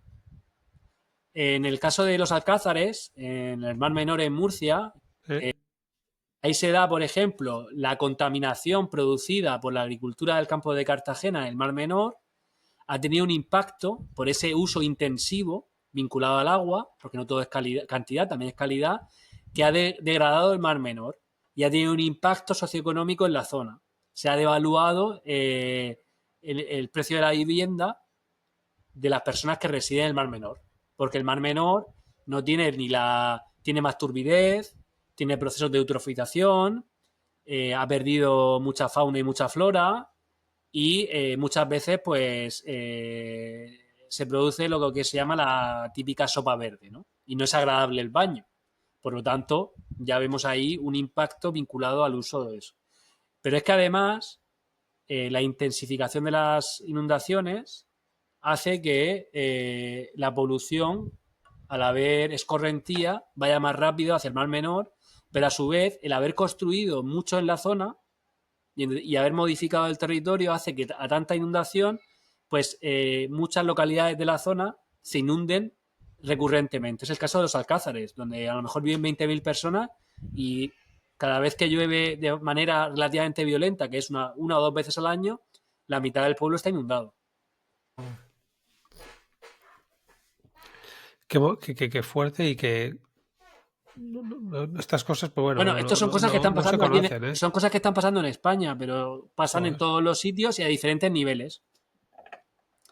que sí, que sí. En muchos sitios, pues puede haber desplazamiento de migraciones que tengan a su vez un impacto en territorios vecinos y eso genere. Si es que otro ejemplo claro es la región del Sahel. La región del Sahel, por prácticas antrópicas, pues ha favorecido la desertificación de este territorio, unido a la variabilidad climática, al cambio climático, que también ha favorecido esa recurrencia o esa velocidad de esos procesos de desertificación. ¿Qué consecuencias tiene eso? Que la gente que vive allí tiene que emigrar porque no es viable la agricultura con la poca tecnología que tienen allí para poder fijar a la población. Y eso ha provocado conflictos internos en África porque la mayor parte de las migraciones se producen entre los países de África, aunque pensemos que no, pero también hay un desvío hacia Europa, vía Mauritania, vía Cayucos, vía atravesando el Sáhara, Libia o Argelia, a través de mafias que necesitan llegar a Italia o a España, y al final, fíjate, de una práctica vinculada al ser humano y al cambio climático, esas migraciones a largo plazo tienen un impacto en la política interior de nuestros países. O sea, los discursos de la extrema derecha, en este caso, en contra de la inmigración o el auge de determinados partidos políticos, están vinculados por acciones que se han producido en territorios muy lejanos y que luego nos vinculan. Eso es la geopolítica. Claro. El ejemplo claro que he comentado antes de Siria, de ese impacto en el noreste de Siria, que a su vez provoca esa guerra civil y de donde salen millones de sirios a Europa, que es la famosa crisis de los refugiados de 2015, condicionó la política de Merkel y favoreció el auge de Alternativa por Alemania, que a su vez mantiene un discurso similar al que puede tener el Frente Nacional en Francia o Vox en España o Salvini en Italia. Es ahí esa conjunción de elementos y análisis a diferentes escalas lo que se explica a través del razonamiento geopolítico. Pues sí, a mí me ha hecho entender muchas cosas. Oye, Darío, y hablando de futuro, ¿puedes contarnos cómo crees que va a evolucionar el tema de la geopolítica en las próximas décadas y qué papel jugarán el agua y el cambio climático en ese escenario global? Bueno, a ver, yo creo que la geopolítica siempre ha sido relevante porque entender el territorio y cómo se construye el poder en el territorio siempre es relevante, pero creo que en las próximas décadas va a coger mucho peso porque el mundo está cambiando. El mundo está cambiando de tal manera que va a ser necesario que haya expertos en geopolítica que puedan explicar dónde estamos y cómo evolucionamos. Si tiramos un poco de historia, la geopolítica nace en el siglo XIX. Y, o sea, como disciplina contemporánea o reglada. En el pasado, de una u otra manera, diferentes autores utilizaban la geopolítica o o militares. Pero en el siglo XIX surge porque es un contexto histórico donde surgen los nacionalismos, caen los imperios y los estados tienen que cambiar una lógica que había hasta entonces, que era un sistema más feudal, un sistema más basado en imperios, a tener que construir un estado basado en la separación de poderes, basada en la ciudadanía, y donde había que concienciar a esos ciudadanos a entender su historia. Había que construir una historia común para poder decir somos españoles, somos alemanes, somos franceses, y al mismo tiempo entender que dentro de esa historia común es un territorio. No hay nación sin territorio. Cualquier movimiento nacionalista o cualquier nación necesita un territorio donde proyectarse. El ejemplo más claro fue el sionismo, que se inventó o construyó un estado que no existía como Israel. Los movimientos independentistas catalanes, pues en mayor o menor medida, se refieren a Cataluña o se refieren a los países catalans, ¿no? Podríamos hablar de cualquier ejemplo a nivel mundial, ¿no? Pues cuando surge la geopolítica es para dar respuesta también a esos movimientos nacionalistas que pasaban en Alemania, la reunificación alemana, la reunificación italiana, también para poder entender el territorio y poder dar coherencia a sus ciudadanos de entender un territorio. Y luego se utilizó como parte del proyecto nazi de expansión de las poblaciones germánicas en Europa. Y es ahí donde se le puso un velo a la geopolítica, porque la geopolítica era un arma peligrosa que podría ser utilizada para hacer la guerra. Durante 30 años se prohibió en la Unión Soviética la geopolítica y en gran parte del mundo occidental, y en los años 70 un geógrafo francés que se llama Yves Lacoste, que fue profesor mío y que es el que fundó nuestra escuela, rescata la geopolítica en un contexto muy relevante a nivel mundial, que es la descolonización. La mitad del mundo, África, Asia, va construyendo estados, va construyendo fronteras, va construyendo nuevas identidades y se generan nuevos conflictos, y es ahí la geopolítica donde es necesario entenderla. Pues ahora creo que en el futuro que viene, ese orden liberal democrático que se construyó en los años 45 se está rompiendo, surgen nuevos conjuntos geopolíticos, pues hablamos de los BRICS, hablamos de Trump, hablamos de los autoritarismos de Putin, de Erdogan, de China, del Global South. Pues todos esos cambios van a requerir de expertos que entiendan esa geopolítica, esos nuevos escenarios geopolíticos que van a tener un impacto en lo local y van a estar conectados a nivel internacional, ¿no? Es ahí un poco donde creo que es relevante la geopolítica. Y en el caso ya vinculado al cambio climático y al agua, pues insisto un poco en lo anterior. Ya no se trata de mitigar los efectos del cambio climático. Se trata de adaptarse a un nuevo cambio. Y adaptarse a un nuevo cambio va a requerir de nuevas políticas que van a modificar el territorio, que van a tener una relevancia en el territorio. Y por lo tanto será muy importante entender cómo es el contexto geopolítico donde se sitúan esas políticas. Y pongo un ejemplo.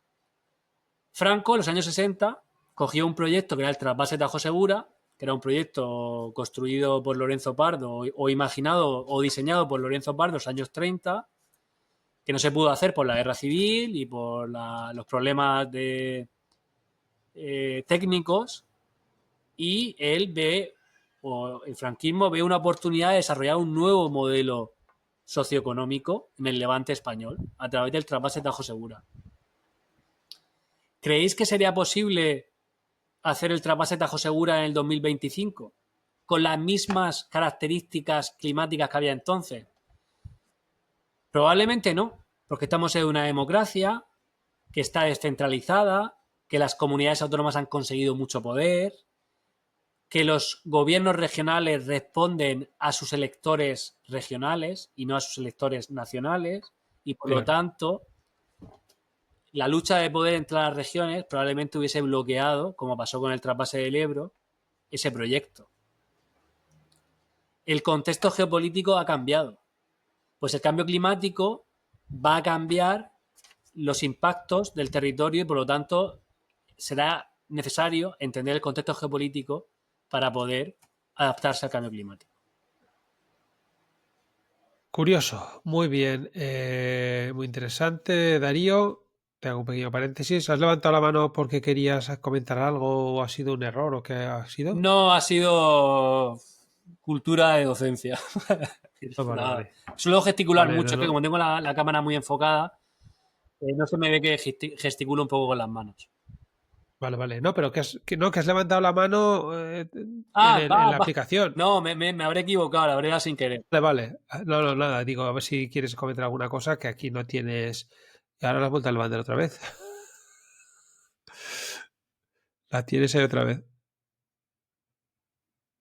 No, no pasa nada, ¿eh? No.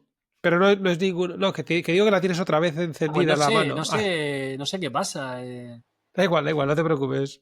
Vale, llevamos 1 hora y media. Nos quedan 2 preguntas más. Bueno, ahora te voy a preguntar si ha quedado algo pendiente. Luego 2 preguntas que son muy rápidas, sinceramente. Y ya la recta final, ¿vale?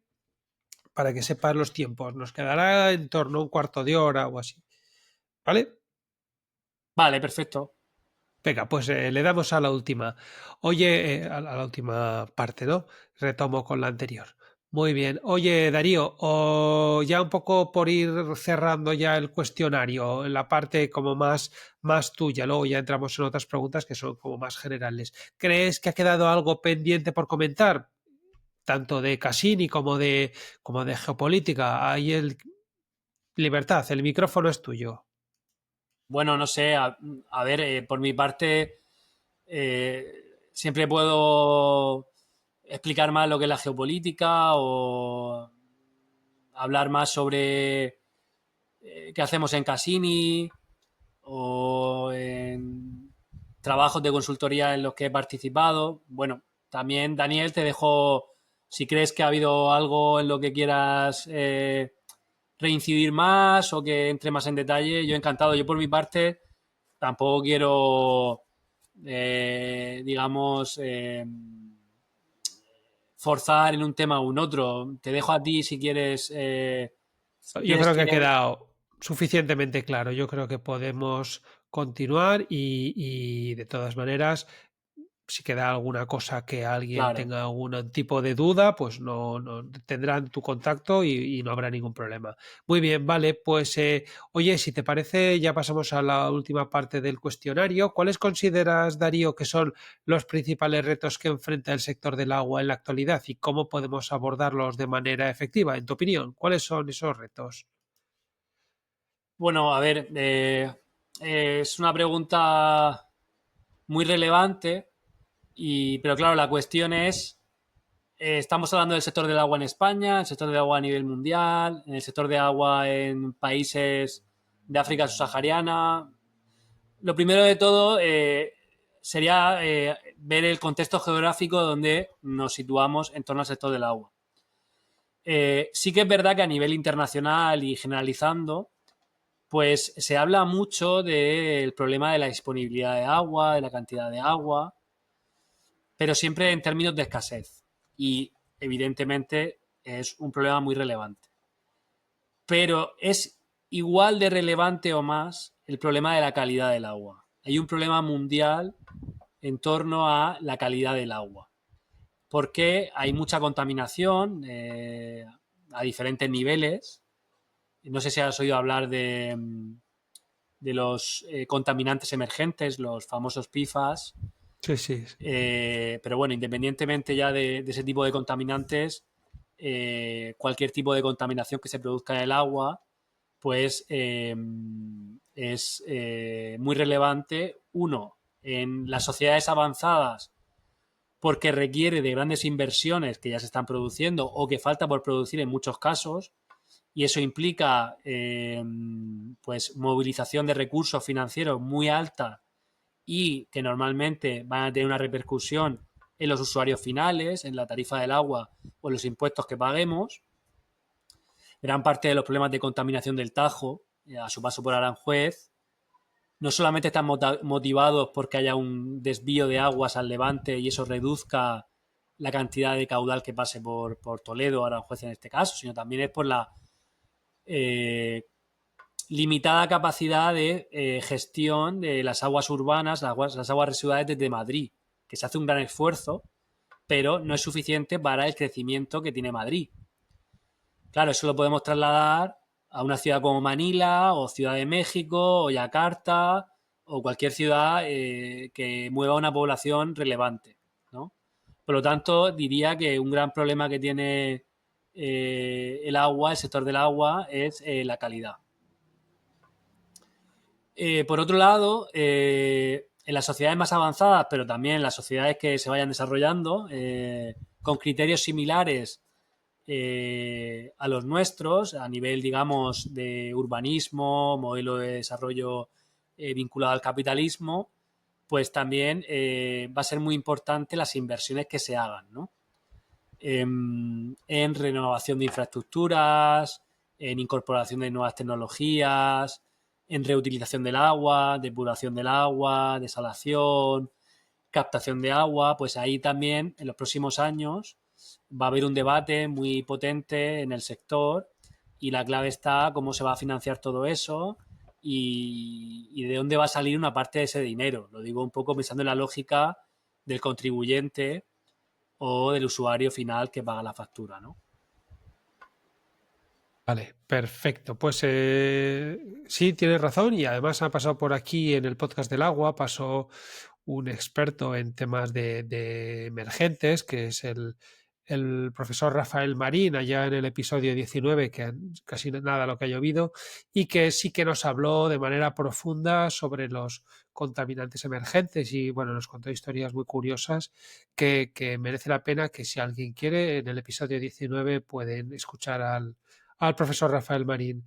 Y nada, un poco ya para enfocar ya la última pregunta antes de nuestra pregunta de la copresentadora, te quería preguntar, Darío, ¿puedes compartir con nosotros alguna anécdota interesante o lección aprendida a lo largo de tu carrera que haya dejado una marca duradera en tu enfoque profesional? Y luego, si puedes darnos también tu hábito de oro, ese que es el que consideras más importante para tu éxito diario. Pues respondiendo a tu primera pregunta, más que una Sí, anécdota, me gustaría mencionar a una persona. venga. Me gustaría mencionar a Bárbara Loayé. Bárbara Loayé falleció el año pasado y era en su momento la directora del Instituto Francés de Geopolítica. Fue la directora de mi tesis y mantuve una relación de amistad con ella, además de profesional. Y era una persona muy brillante y una de las mayores especialistas en la geopolítica de España, en el ámbito francófono. Y la menciono como anécdota porque, como he explicado al principio, soy hijo de la crisis española y ella en todo momento, siendo una persona exigente, porque estudiar en Francia o hacer una tesis de investigación en Francia la cultura inicial es cierta frialdad, son muy jerárquicos y hay unas ciertas distancias, ¿no? A diferencia de España, que son más cercanos, ¿no? Y mantuvimos una relación donde ella era muy exigente, pero me hizo aprender mucho y con el tiempo me hizo ver que era posible construir un desarrollo profesional en torno a la geopolítica y hacerlo a través de España. En cierta medida, el proyecto de Cassini España, tanto mi socio Albert como yo, pues se lo tenemos que agradecer a ella, porque ella desde un punto de vista emocional, pues nos hizo creer en nosotros y nos hizo creer en la geopolítica. Y esa sería un poco mi anécdota de agradecimiento a algo, a un factor o a una persona que ha determinado mi mi situación profesional a día de hoy. Y un hábito que he incorporado desde la pandemia Ajá. ha sido intentar todos los días de mi vida, o especialmente entre semana cuando estoy trabajando, en reservarme un momento, intento que sea especialmente durante la mañana, a hacer algún tipo de actividad deportiva o física. Ah, mira. Es algo que en mi caso pues me ayuda a ver el día de otra manera y creo que me ha mejorado mucho. Aunque me robe 45 minutos de tiempo profesional, creo que el resto de la jornada laboral trabajo con mayor productividad y calidad. Además de mejorar mi salud mental y la de mis allegados, ¿no? Pero bueno, creo que no estoy diciendo nada del otro jueves, creo que esto es bastante evidente.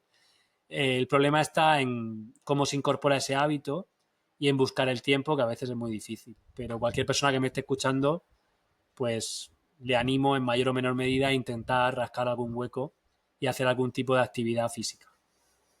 Está claro, está claro. El problema es lo que dices tú, es la consistencia, ¿no? Que lo consigas anclar y que sea recurrente, ¿no? Lo malo es que no lo mantengas en el tiempo. Al final es una cuestión para que un hábito se arraigue, tienes que tenerlo durante tiempo. Sí, yo, Daniel, te diría que al principio me costaba mucho, pero una vez que lo incorporas como un hábito, Sí, sí. cuando no lo hago ese día, siento que me falta, que lo necesito.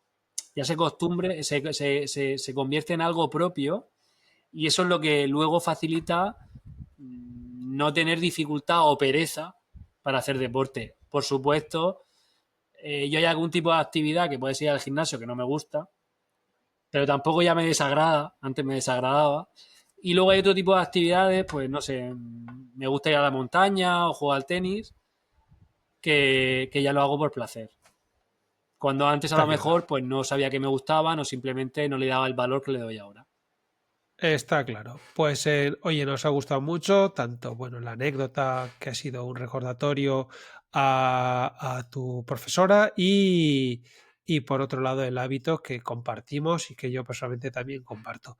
Pues perfecto, Darío, si te parece ya pasamos a la pregunta que hace, ya sabes que en este podcast hay una copresentadora y que es ella la que está todo el tiempo monitorizando nuestra conversación, está viendo que hablamos y bueno, sobre esa monitorización, pues detecta siempre que falta alguna cosa.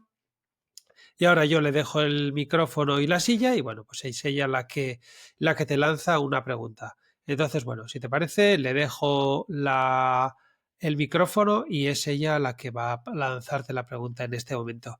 A ver cómo sale.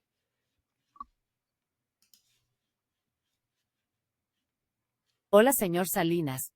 Soy Laura, la copresentadora de El Podcast del Agua. Ha sido un auténtico placer escucharle y descubrir tantas facetas de su trayectoria y que nos explicase con claridad y rigor qué es la geopolítica. He seguido con muchísima atención la entrevista y, como inteligencia artificial al servicio del programa, me gustaría sumar una cuestión que aún no ha aparecido. ¿Listo? Aquí tiene mi pregunta. Señor Salinas, si mañana una cuenca transfronteriza entrara en tensión por sequía y le encargaran evitar la escalada, ¿qué indicador temprano monitorizaría, integrando variables hidrológicas, socioeconómicas y políticas, para anticipar un riesgo de conflicto? Y sobre esa base, ¿cómo transformaría esa alerta en una recomendación de política pública o en una decisión de gobierno concreta? Le agradezco mucho su atención y estoy deseando escuchar su respuesta. Muchas gracias. Qué bueno, ¿no? Qué bien funciona, ¿eh? Pues, muy buena pregunta. Eh, Habría que matizar algunas cuestiones. Claro, depende mucho cuál es el contexto geopolítico de la cuenca donde se ha producido esta sequía, ¿no? Claro, tenemos cuencas como España y Portugal, las cuencas transfronterizas, que implican el Guadiana, el Tajo, el Duero, el Miño, el Limia. pero tenemos un acuerdo de cooperación, tenemos un tratado, el Tratado de la Albufeira, y unos mecanismos de cooperación y una serie de cláusulas y de herramientas que nos permiten, digamos, ante estas situaciones, pues actuar, ¿no? Claro, en estos casos la respuesta ya es evidente, ¿no? Pues se aplican los criterios que están establecidos en dichos tratados, ¿no? Digo esto porque si a nivel mundial, si no me equivoco, un 60-70% de la masa terrestre implica cuencas transfronterizas, de esas cuencas transfronterizas veríamos que sobre todo en Europa, Norteamérica, algunas zonas de América Latina y algunas zonas de Asia y muy poquito en África, son cuencas donde ya hay unos acuerdos de cooperación o de gestión hídrica de la cuenca en diferentes niveles. Claro, en estos casos, pues ya hay unos mecanismos creados. Lo normal es que lo primero de todo haya que monitorear la disminución de caudales ecológicos, la prolongación de esa sequía. En estos casos, pues las prioridades pues, serían reunión de comité de crisis, compartir los datos entre las diferentes administraciones independientemente del país, porque al final hay que entender una lógica de cuenca. Y en función de la gravedad o no de esos datos hidrológicos, pues priorizar el uso del abastecimiento humano o no, reducir un determinado uso o no, como lo hemos visto recientemente en Cataluña, que se priorizó el uso humano sobre, bueno, en cualquier legislación europea y en el caso español hay una prioridad de uso humano, ¿no?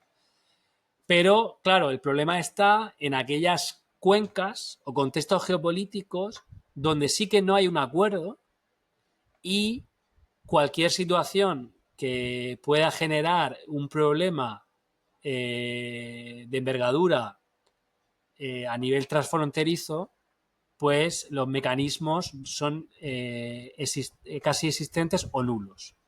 En este caso, lo primero que yo haría sería en cualquier cuenca transfronteriza, independientemente de si hay o no un acuerdo, pero especialmente en aquellas que no hay un acuerdo, se debería establecer una serie de canales de trabajo, que eso está ya muy estudiado en la literatura científica, digamos, en la diplomacia del agua. Hay como diferentes niveles de diplomacia. Estaría por un lado la diplomacia, un poco por simplificarlo, de alto nivel, la que se ejecuta entre gobiernos, cuerpos diplomáticos. Luego habría un segundo nivel de diplomacia, que sería la que se ejecuta entre niveles de administración secundarios, pero muy implicados en el territorio, como puede ser presidentes de confederaciones, técnicos, ingenieros que tienen que compartir datos con sus homólogos en el otro país.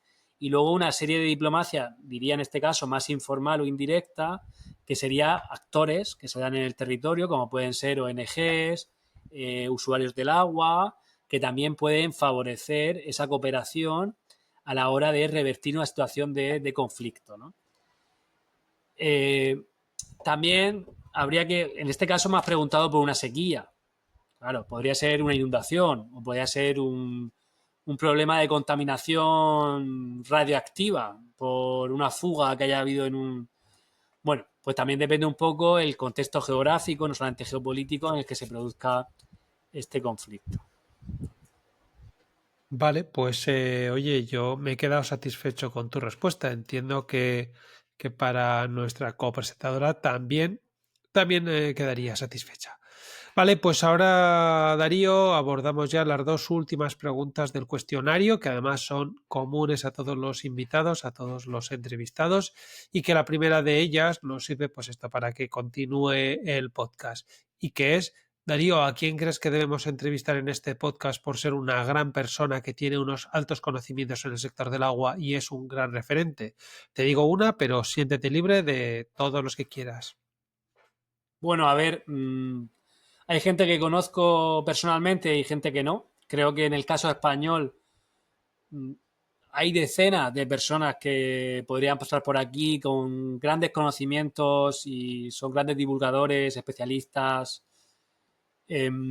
pero un poco pensando en gente que conozco, que tengo cercanía con ellos, pues estaría Sofía Tirado, que trabaja en el Instituto Elcano, que está haciendo una gran labor por fomentar dentro del instituto, está dentro del departamento, digamos, del área de clima y energía y desde el Instituto Elcano pues quieren desarrollar la parte del agua y en este aspecto Sofía Tirado está haciendo una labor magnífica. Recientemente hizo una encuesta, ella, junto con todo el equipo del Cano, eh, relacionada sobre la percepción del agua en España, con un cuestionario muy en detalle y en diferentes territorios. O sea, creo que sea una persona, además de ser una persona que es cercana y simpática, yo la recomiendo. Si no, también estaría Elena López Gan, que es a su vez miembro asociado del Cano, pero que también tiene una consultora que se llama iCatalyst y que trabaja mucho sobre mitigación e impacto del cambio climático, pero es una gran experta del agua y también trabaja en el panel de la ONU sobre cambio climático. También estaría Julia Martínez, que es directora técnica de la Fundación Nueva Cultura del Agua y que puede dar una visión, digamos, más ecológica o una dimensión ecológica del agua en España y su variable sociocultural, socioeconómica y sociopolítica. Bueno, creo que podría seguir hablando y hablando de personas porque es un sector donde hay muchos especialistas y también es un sector a su vez muy cerrado, ¿no? Pero perfecto, ¿eh? Me has dado tres, o yo como me he tomado nota de las tres, Sofía, Elena y Julia, y bueno, pues si ellas quieren y no tienen También me gustaría inconvenientes, mencionar a Leandro del Moral, que es un geógrafo, él, especialista del agua en España y que estuvo en mi tribunal de tesis. Ahora está jubilado, pero está muy activo en todo el tema de divulgación. Está, de hecho, vinculado a una mesa social del agua en Andalucía. Está ejerciendo, digamos, otra labor, ya no es tanto académica, es más de activismo.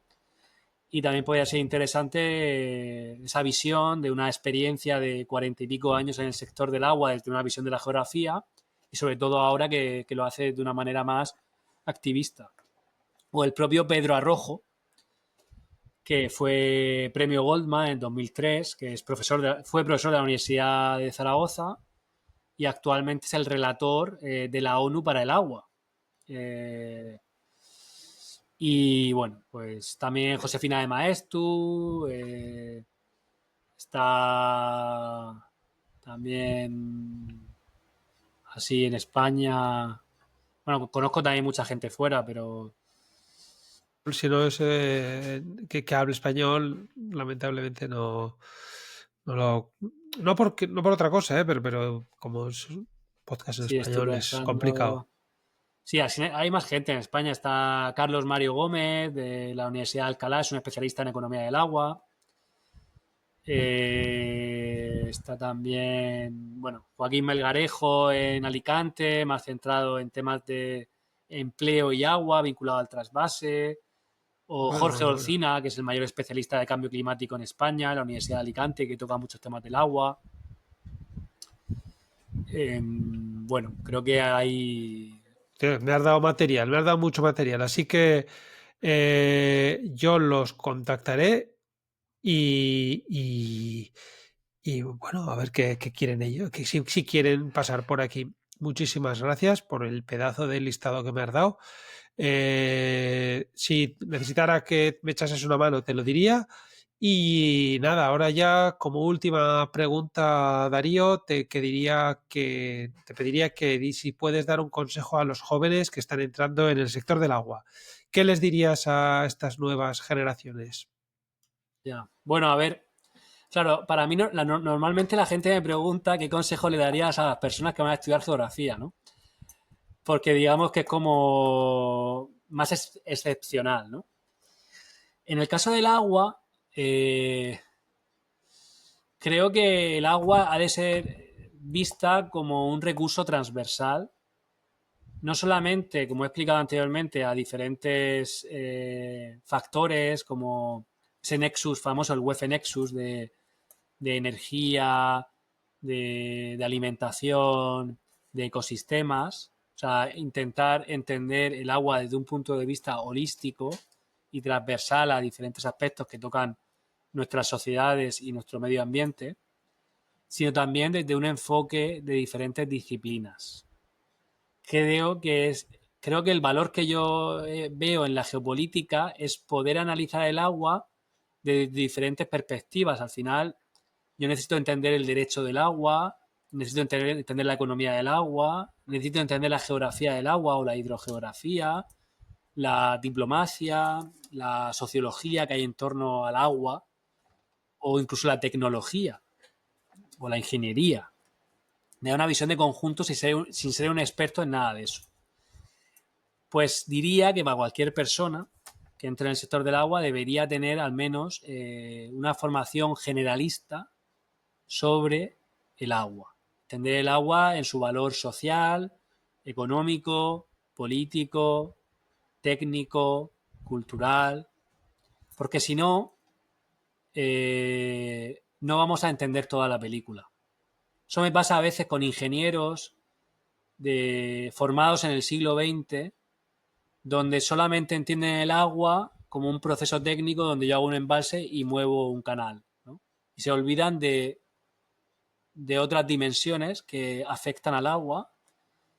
De igual manera que a una persona que solamente ve el agua como un valor medioambiental, no entiende la parte económica o de empleo que puede generar, o la puede entender o no le da el valor suficiente, o el que no entiende que está muy bien las desaladoras, porque solucionan muchos problemas, pero hay un problema técnico que es la parte del coste del agua y que eso pues repercute, ¿no?, en su uso y que por lo tanto también genera una serie de conflictos para los usuarios porque su coste del agua aumenta, ¿no? Por eso creo que es importante tener esa visión de conjunto, ¿no? Y eso pasa por entender en el agua esas diferentes dimensiones, ¿no?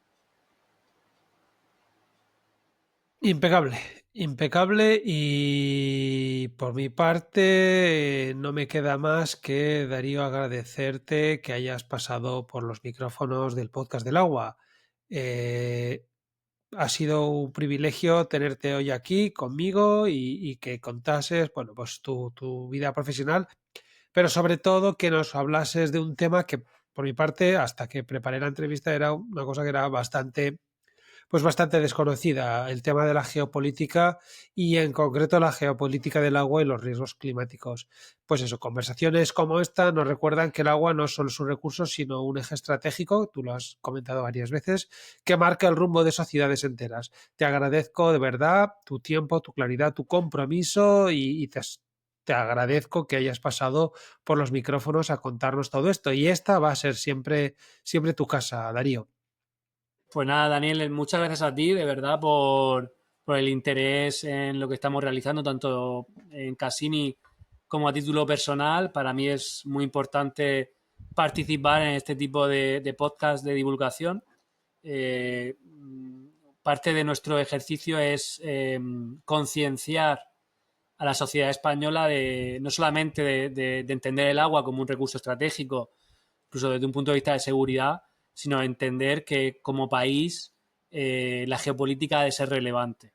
Tenemos que tener una visión estratégica como país y eso pasa por la geopolítica y siendo la geopolítica un elemento transversal a muchos temas, pues la cuestión del agua y el cambio climático también nos condiciona mucho y por lo tanto van cogidas de la mano.